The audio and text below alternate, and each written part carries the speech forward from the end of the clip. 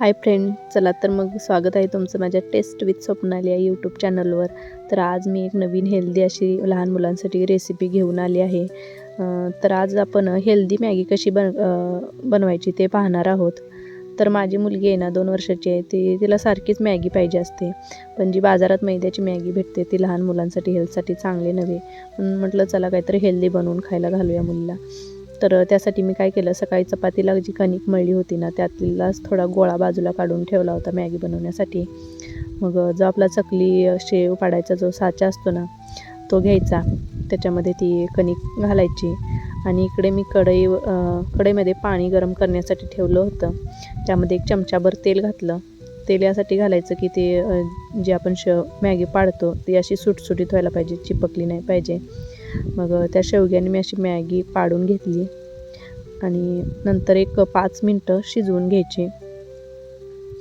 आणि असं उकळी येऊन एक 5 मिनटं शिजवून घेतलं ना, शिजवून घेतलेली आहे. नंतर आपलं एक झाऱ्या वगैरे असतं ना त्याच्यामध्ये पाणी वितळवण्यासाठी काढून घ्यायचं आणि व्यवस्थित शिजलेले आहे तर मी ते काढून घेतलेली आहे.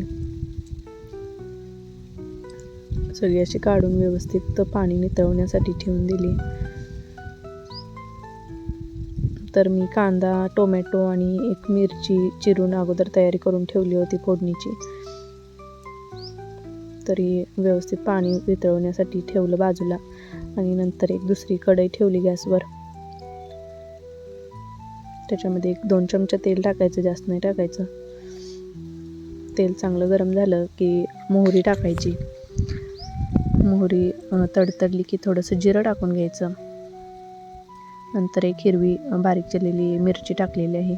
मिरची जास्त नाही टाकायची, लहान मुले तिखट खात नाहीत त्यामुळं.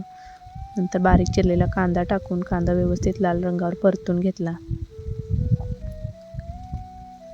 कांदा चांगला भाजला की त्यामध्ये 1 चमचाभर हळद टाकायची. मी कांद्यातच हळद टाकते म्हणजे ना कांदा लवकर भाजला जातो.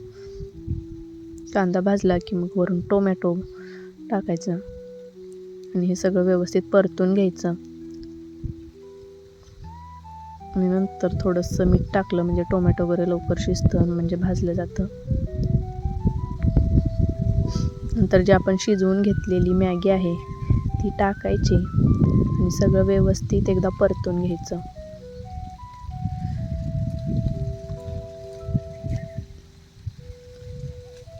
बघा सगळं व्यवस्थित परतून घेतलं. नंतर वरून मी थोडासा मॅगी मसाला ॲड केलेला आहे, म्हणजे टेस्ट जरा मॅगीसारखी लागते. नंतर वरून बारीक चिरलेली कोथिंबीर टाकली आणि आपली हेल्दी अशी मॅगी तयार आहे लहान मुलांसाठी, किंवा आपण मोठेही खाऊ शकतो. खूप भारी लागते चवीला. आपली जी मैद्याची मॅगी असते ना त्याच्यापेक्षा तर खरंच खूप छान लागते. तर तुम्ही एकदा नक्की ट्राय करा, तुमच्या मुलांना नक्कीच आवडेल. ती हीच मॅगी करून दे म्हणून बसतील रोज. तर अशाच युनिक आणि नवनवीन रेसिपी पाहण्यासाठी आपल्या टेस्ट विथ स्वप्नाली या यूट्यूब चॅनलला सबस्क्राईब करायला विसरू नका. चला तर भेटूया मग नेक्स्ट व्हिडिओमध्ये.